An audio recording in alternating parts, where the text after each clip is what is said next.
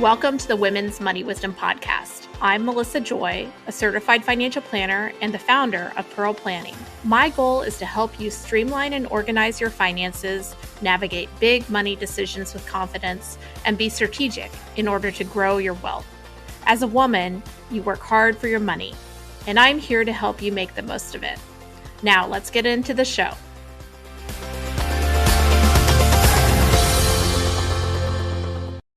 If you're like me and many of our listeners, talking to your kids about money is both so important, but also it can be really challenging. And today I'm going to have a guest who's also a friend who is tackling that subject by co-authoring a book along with her son. Charlotte Geletka is the owner of Silver Penny Financial Planning.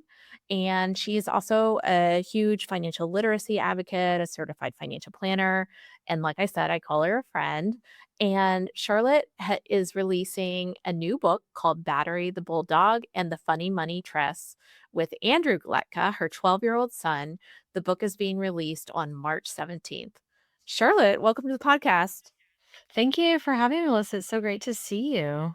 I should say welcome back because you are a returning guest, and it's been a minute since we spoke. And since then, you've got this beautiful book birthed into the world. Congratulations. Thank you. I'm a proud book parent now. Battery the Bulldog and the Funny Money Tree. We're super excited along with my 12-year-old son, Andrew. We wrote this book, 4 years ago, and it just takes a long time to get a book out in the world.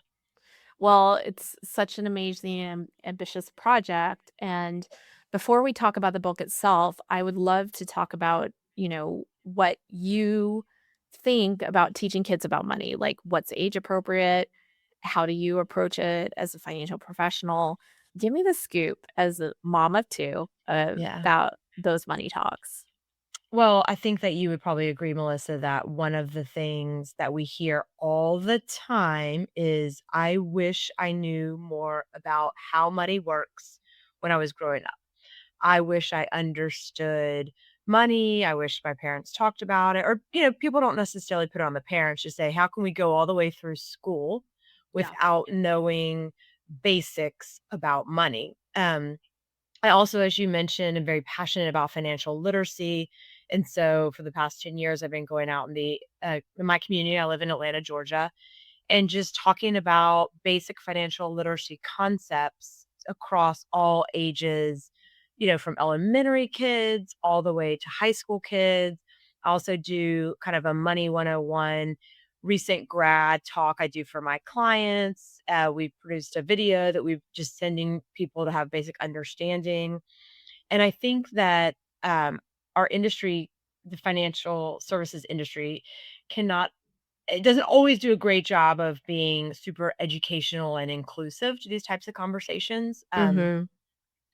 And so having my own children, I realized, hey, I want to do it a little differently. I want to talk to them about money, and it starts quite early. If you think about some of a child's very first interactions with money, I like to go to the tooth fairy, right? So how old were your children when they lost their first teeth? Do you remember? Probably 4 or 5. Okay. So 4 or 5 years old, a child understands something valuable when there's money underneath the pillow, right? It's So if true. you Yeah.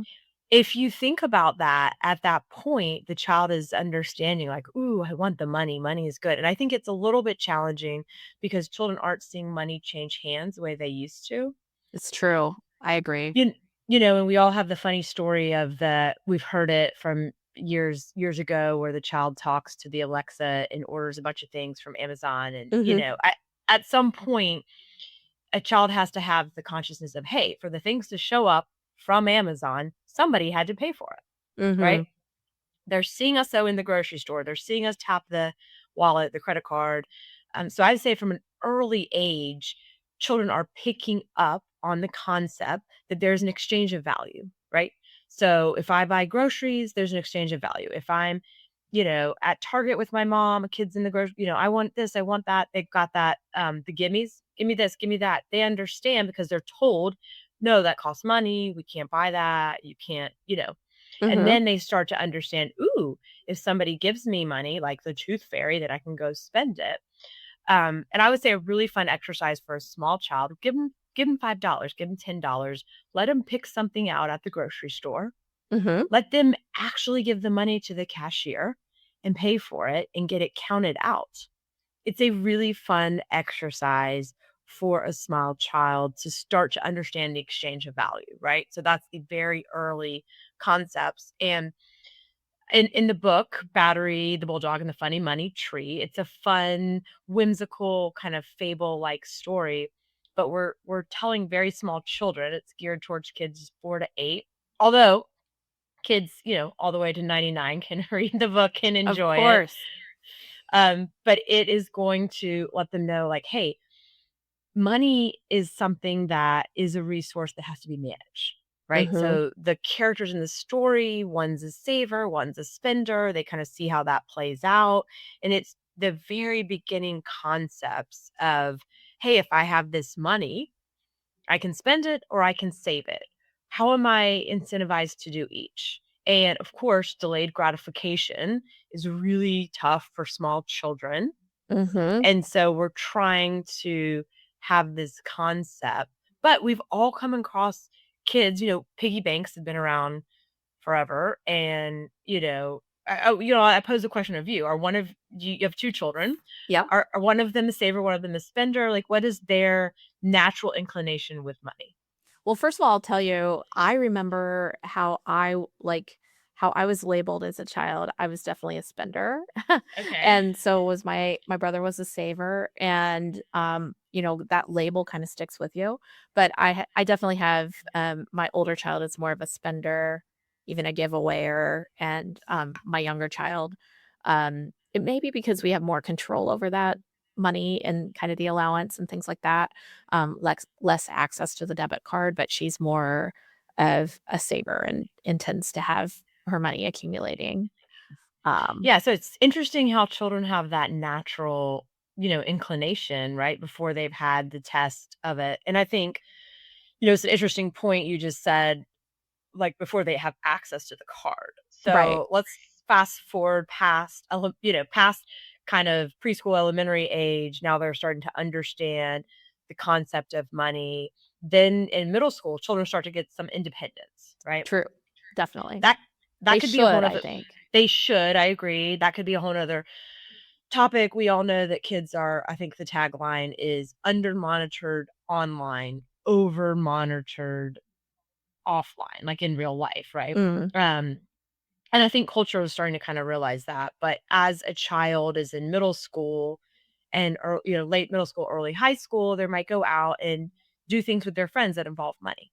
mhm, And so I don't know how you handle that, but there are a ton of companies now that are offering child friendly debit cards, yep, we use right? Greenlight ourselves, So not do an we. We endorsement, but it's been good. Same. If anyone Mm. from Greenlight is listening, they're an Atlanta-based company. I would love to partner with you, but no, we use Greenlight as well. And Greenlight, if for those of you who are not familiar, is an app-based kind of financial education and kid-friendly debit card. Mhm, And the concept, I believe Capital One has one. Step Up is another financial kind of debit card use, which Mr. Beast just bought. If for those of you that have children that follow the Mr. Beast phenomenon. Um, mm, so when mm, we say green light, we're talking about the concept. I think Capital mhm, One has one, and a lot of mhm, financial institutions want to get in on this. So the child has a card. Appears to be like a physical credit card, and then the parent has an app. Okay. mhm. And it's linked to my bank account, say, and it is actually giving them money. You can give it. I've got it set up so that it's coming weekly. Yep, You can attach same. chores to it. You can also, there's different levels of subscription, but there's a savings bucket and an investing bucket. But back to the conversations of independence. So, just for a frame of reference, I have a 15-year-old who's a sophomore in high school, and I have a 12-year-old who's a sixth grader. Mhm, And the 12-year-old who's in sixth grade has just started to, after school, walk to a local kind of hangout. I guess our equivalent when we grew up would have been the mall. Kids Mhm. don't go to the mall anymore, but man, I've I heard would it's have coming back. I okay, literally. I would have loved my own credit card at the mall. I would have crushed the Hello Kitty situation. But anyways, so the 12-year-old has a card and he goes and buys donuts and tacos and whatever 12-year-old boys like gum, like to buy. Convenience But stores are their, right. They're their they're convenience weakness. stores. Right. So a few things are happening then. That one, the child is getting some autonomy, independence, but also the money, whatever's on the cool thing about the cards is it's not unlimited. There's a limited amount of funds on that card. So they There are see like, boundaries, and it will be declined if it doesn't work. yeah, Yeah. correct. But it's like, hey, I bought donuts for my entire friend group and now I Mhm. just spent $40. And so they have a concept. They see what happens It's and they true. see it run out. So now all of a sudden they're getting the concept of um you know that money, the use case, right? And also the limited quantity. When it's gone situation. So you're beginning to kind of do in a management. So that's middle school. They're kind of raising the independence, using their money on their own. And Mhm. kids love that. They're able to use that and then they can see, and kids are processing it differently. High school kids, so um a lot of these apps now have the feature, it's like the pay me. So remember when we were babysitting and you had to get paid in cash? Yep. Now you can send a QR code. There is a high school girl in our carpool at our school, and she decided she was going to wrap presents for busy working moms. So I loaded up my car of presents, gave it to her. She sent me the QR code of how to pay her. The money goes directly on her Greenlight or equivalent card, and then so she's earning money. So now they're understanding the concept of, working for the dollar, appreciating the dollar, and then also then they have the choice: are you saving it? Are you spending it? And my son started an interior mobile detailing business, same thing. So he worked all summer, and then as the school year progresses, he's using that money to go out to eat with his friends, and that money is dwindling. So it's gonna be interesting for him to see, um, And I you see know that too. My son has, he's not started his own business. He's an employee of the school district, so I see when the paydays happen, and so as does he. It's every other week, and then, he's watching kids after school, and then, I also see, like, for my spender, like, "Oh, you just got paid, and you're not getting paid for 2 weeks, but you're spending all the money, like, day 1 or 2." And so that's a good conversation. I'm not micromanaging it, but it's like, "Hey, don't you want that money to last?" And things like that, where you can kind of learn that skill set in the wild versus just doing what your parents tell you to do. right, and also different, parenting analogies, but, they sort of have a safety net under them, and you want Mhm. people to understand this before they get launched, right? Yes. And so there's so many concepts that are paramount to understanding this, and I think too, these are the basics. Money, switching something of value, having money. Money is what we use to exchange goods and services, sort of the basic premise. And then through that as the basic platform, maybe you go into savings and compound interest. Oh, you're getting 3% on that. What does that mean? Oh, you want to invest it. And then a lot of this investing conversations, they need to happen because your child or the children in your life are going to learn about it, but their exposure to it is going to be different. Think about what's out there in the world. They're going to get TikTok financial advice. So they're going to see, and remember, people on TikTok that are giving financial advice can say anything they want. These are not It's true. qualified professionals. So they're seeing the gamified version of investing. It's not only investing, it's also gambling. Mhm. I'm having the conversation with my teenage son about gambling because it's so accessible to him. They have this in their hand and they see trading, they see investing, they see gambling. And so those conversations as well, um, need to happen. You need to be transparent because they're not getting investment advice from you. They're getting it from the parent. They're getting it from somebody else, Mhm. i.e., whoever they're staring at on their screen. Um, Well, and some of it's not even investment advice, it's consumption. yeah, bingo. Consumption demonstrations that have no context to financial realities that are, on social media and, just like the gambling you mentioned, like prediction markets and so many things that are like gamified in a way that's great for whatever company your money ends up at, but not necessarily healthy for the consumer themselves or your kids. Right, and that's how and guess what? The companies that wanna make the long play, they know this, and so Mhm. they are out there gamifying it. There's some large companies I won't name who have made entire large business cases for this. They wrote people in their teens and early 20s, and then they want them to become investment clients, and so over time, that's their first exposure, and this is just one side of the money education. I think along with it, like, different professions. But I'm hearing a lot more intelligent questions of, hey, how much money would I make if I did this? And kids also they can see how much houses cost, Zillow. They can see, so they're having a realization of, wow, what kind of job do you need to get paid to have that college debt? I think the high school kids of today are questioning and wondering like, "Hey, if this costs this much, what kind of job I'm gonna have on the other end? What is Mhm. the cost of college debt?" The generation right above them has been very vocal about this, which is good, but these kind of concepts, then you kind of launch into credit, the cost of using other people's money. I touch on that a little bit in the book. One fun story is one of the characters, um, uses we call it the Bulldog bank to purchase his things, and so you see that he is basically living on credit, right? So Mhm. he's the house, the car, the fancy lifestyle. We try to have that thread in a very developmentally appropriate kid fun story, but you see the keeping up with the Joneses, right? And Mhm. it's payment focused versus what you can actually afford.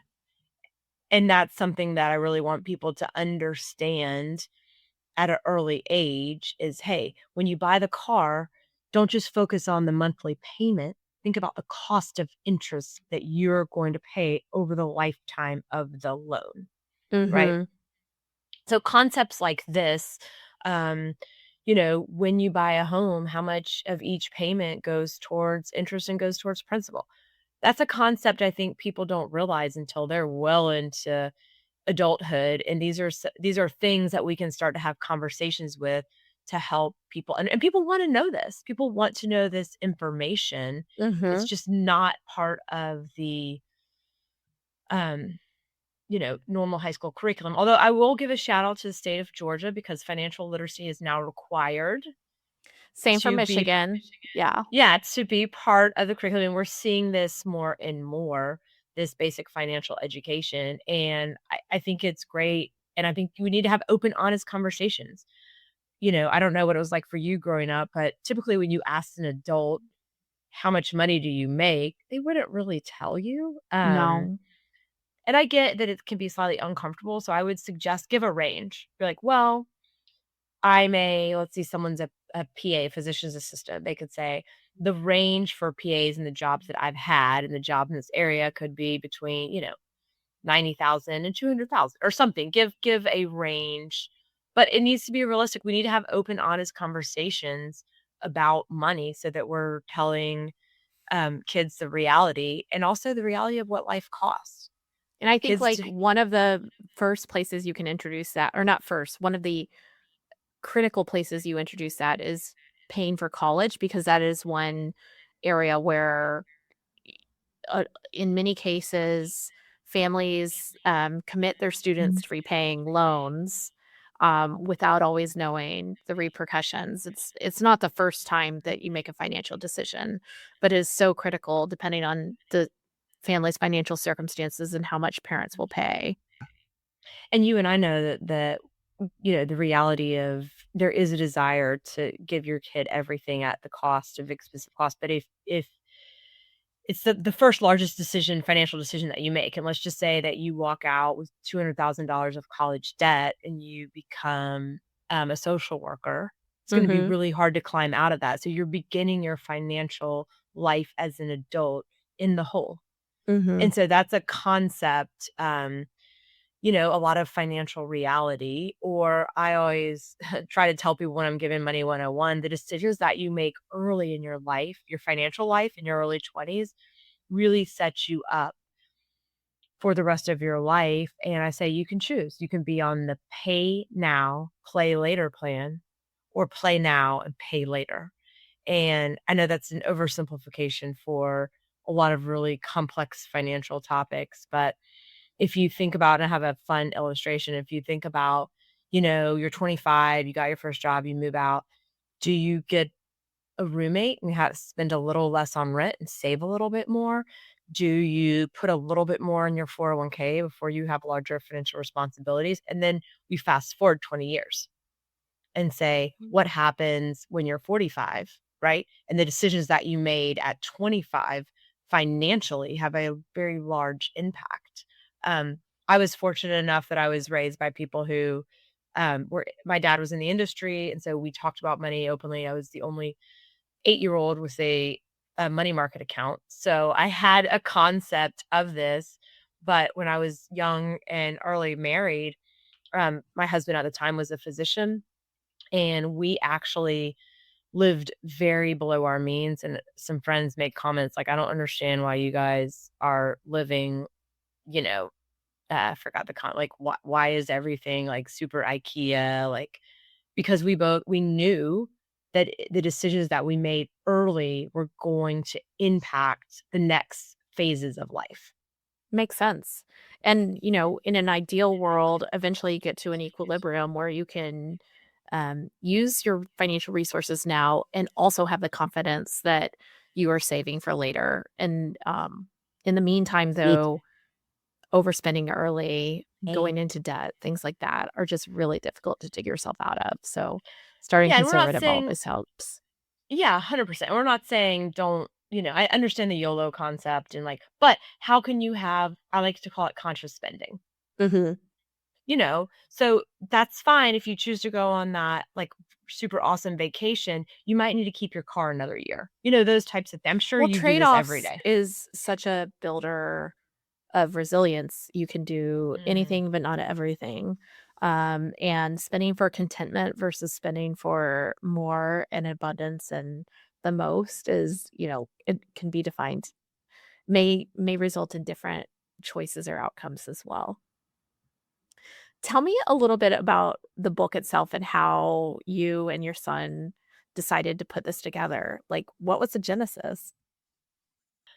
so, fun story. I mean, you're reading at night to your small child. He was about 4, and, I'm pretty tired at the end of the day, so I just didn't have the energy to read stories. So I said, "I'll tell you stories." So we would come up with stories together, and I'm also thinking I need to teach him about money, and so, we kind of created this story together where I Oh, said, "Hey," there was a character and he named him Battery, and which is kind of a funny, whimsical, but that's how it is with 4-year-olds. yeah. They have an amazing imagination, and so we talked about that, and, I was telling him what happens to we kind of created it together, and then I thought, "This is a really great story," and as a parent, you read a lot of bedtime stories, and I'm like, "I'd like to read something that's, like, easy to read," not the Yeah. this Not too many words. Thank you for saying it, but I was thinking about that. Yeah, Yeah. like, what can I read? And then what is fun and enjoyable, but, hey, there's also an important kinda story tucked in there Mhm. with fun characters, and so he and I wrote this together, and then I said, "Hey, this is, like, a cool story. I'm gonna write this down and see if we can't make a book of this." And so I kinda wrote it, combed through it, and then thought, "This I want this to be a children's book. I want this to be out in the world. I want other kids to hear this story. I want parents to have something fun and engaging to read." And people did ask me all the time, like, "What are some ways to get started with your kids, and how can you teach them about money?" Like, start from the very beginning. And so then we started to go out and look for publishing. It's really difficult for a first time author to get a book published. This process took, gosh, 4 to 5 years. And, I got a lot of no's. And then a local Atlanta publisher was going to open a children's book imprint. And I learned about that, reached out to them, and they said yes. And I think also having a child author, having my son be a major contributor in writing this story was really exciting to them. And he attended all the publishing meetings.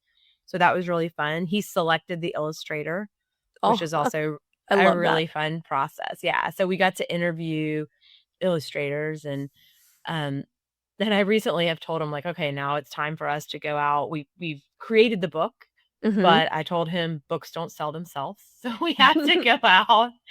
And I said, "You're gonna do a lot of story times." And he said, "What?" He's a 12-year-old boy now. And I said, "You're gonna have to read the stories to little kids." So that's gonna be an interesting process.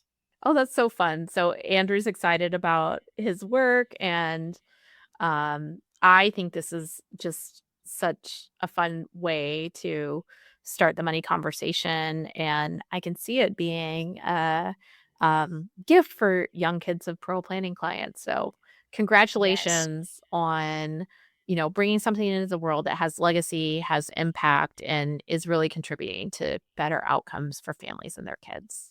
Oh, thank you, Melissa. And thank you for the work that you do to help women become more financially knowledgeable and empowered, because we know that women are helping the community at large, in their work in the home and outside the home. So thank you for furthering that mission. Well, we know that women are both breadwinners and change makers, and I just appreciate you. Thanks for coming on the podcast, Charlotte. Thank you so much.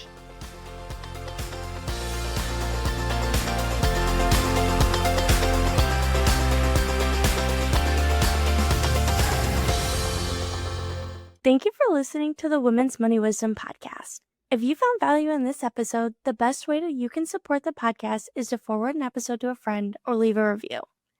Go to proplan.com and the podcast link to get all the resources and links mentioned. This presentation by Pro Planning is intended for general information purposes only. No portion of this presentation serves as a receipt of or a substitute for personal investment advice from Pro Planning or any other investment professional of your choosing. Copies of Pro Planning's current written disclosure brochure and Form CRS discussing our advisory services and fees are available upon request or on our website platform at proplan.com. The information that we share is meant to educate and inspire, not serve as personalized financial advice. Everyone's situation is unique, so be sure to consult with your own financial professional for guidance that fits your life. And just so you know, the opinions shared in this podcast are Melissa's own and those of her guests. They don't necessarily represent any organizations with which Melissa is affiliated. For more important disclosures, please go to our webpage at proplan.com.